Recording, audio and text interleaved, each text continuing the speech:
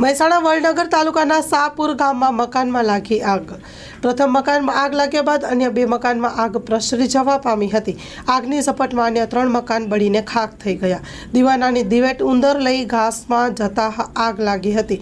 વડનગરનું એક ફાયર ઘટના સ્થળે પહોંચ્યું। મહેસાણાથી વધુ ફાયર ટીમ બોલાવવામાં આવી। Story report by Mayur Pandya.